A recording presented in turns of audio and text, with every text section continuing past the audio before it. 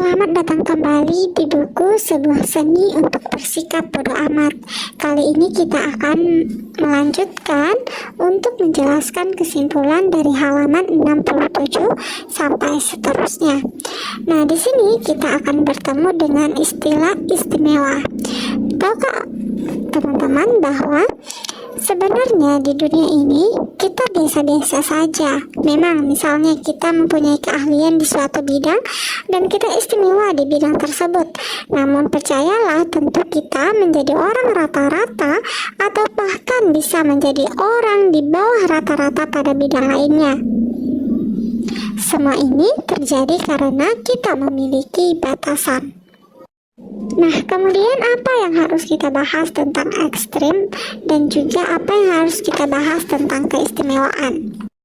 Nah, sekarang kita harus menyadari ketika kita biasa-biasa saja, terdapat beberapa orang yang akhirnya terkenal atau menjadi dipublikasikan. Mengapa orang itu bisa dipublikasikan? Karena orang itu berada di titik ekstrim. Nah, untuk mendapatkan sebuah perhatian, kita harus berada di titik ekstrim. Ekstrim itu terdapat dua, yaitu pada titik ekstrim tinggi dan titik ekstrim rendah. Dan tidak sedikit orang memilih berada di ekstrim pada titik rendah. Mengapa begitu? Karena ketika ia merasa tidak berdaya dan merasa paling lemah, maka pada saat itulah secara beriringan dia memiliki rasa hak untuk diperlakukan lebih istimewa. Begitupun dengan orang yang memiliki ekstrim di tingkat tinggi. Tetapi untuk orang yang memiliki ekstrim di tingkat tinggi, jika mereka itu berhasil juga itu hal yang baik. Namun tidak banyak orang yang terperangkap dalam titik ekstrim yang hanya sebagai manipulatif seperti sosok Jimmy, yang nyatanya ia hanya berputar-putar pada pikirannya saja. Nah, begitupun dengan ekstrim yang buruk atau ekstrim yang tingkat rendah, ketika seseorang itu memilih untuk tidak berkembang dan memilih untuk diistimewakan atas apa kekurangannya. Nah, di sini dengan pengetahuan serta penerimaan kita terhadap eksistensi diri kita sendiri yang sedang-sedang saja atau menjadi orang yang biasa-biasa saja akan membebaskan kita untuk menuntaskan apa yang sungguh ingin kita selesaikan tanpa menilai dan berekspektasi terlalu tinggi. Ketika Anda merasa nyaman dengan diri Anda yang merasa biasa-biasa saja, maka di titik itulah Anda akan mampu mengapresiasi pengalaman-pengalaman sederhana Anda di dalam kehidupan, menikmati pertemanan Anda yang simpel, dan menciptakan suasana-suasana yang menyenangkan.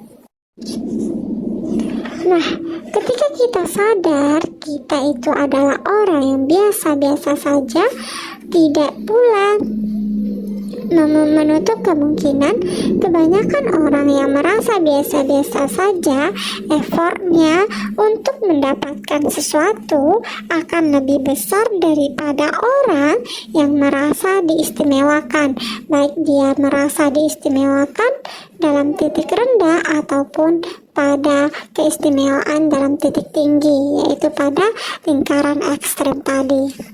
Kemudian kita masuk kepada bab 4 yang berjudul nilai penderitaan. Nah, jadi dalam bab ini Anda akan disuguhkan dengan cerita seorang tentara Jepang yang bernama Hiro Onoda. Hiro Onoda ini adalah seorang pahlawan yang sangat legendaris, di mana ia memilih untuk 29 tahun menetap di hutan, walaupun pada saat itu sebenarnya peperangan telah lama usai. Sebenarnya Hiro Onoda sudah berulang kali dan beberapa kali diingatkan bahwa perang sudah usai, namun kepercayaannya atas apa yang disampaikan tidak mudah digoyahkan. Oleh sebab itu, sampai akhirnya 29 tahun atau 30 tahun, Hiro Anoda bertemu dengan seorang pemuda hippie yang mempunyai kepercayaan ingin menemui Anoda. Tahukah Anda? Ketika banyak orang sudah merasa bahwa keberadaan Anoda ini adalah suatu dongeng saja, namun pada akhirnya seorang anak muda yang bernama Suzuki ini membuktikan bahwa ia berhasil bertemu dengan Anoda, dan akhirnya pada saat itulah Anoda percaya dan bisa berhenti dalam perang gerilyanya. Singkatnya begitu. Nah, sekarang kita melihat apa sih inti dari kisah Anoda dan Suzuki ini. Intinya, mereka menikmati penderitaan mereka atas tujuan mereka dan komitmen mereka.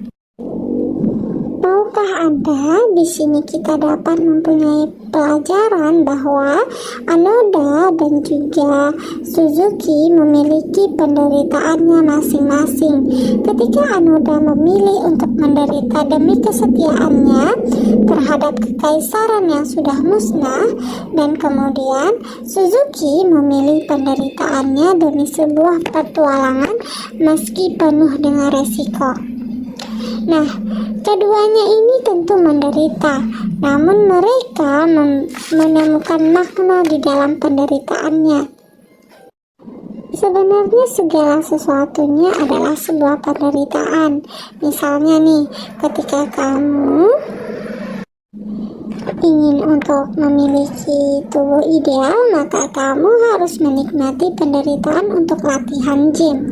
Tapi ketika kamu ingin merasakan berleha-leha sebagai kaum rebahan, tetap juga kamu akan merasakan penderitaan ketika kamu tidak memiliki kematangan dalam suatu hal.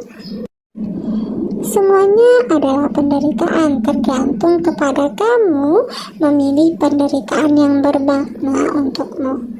Nah, jika penderitaan tidak bisa ditolak, jika permasalahan dalam kehidupan kita tidak dapat dihindari, pertanyaannya yang harus kita ajukan bukan bagaimana saya menghentikan penderitaan, tapi tentang mengapa saya menderita atau demi tujuan apa saya melalui ini. Hanya itu saja, selamat tunggukan video selanjutnya.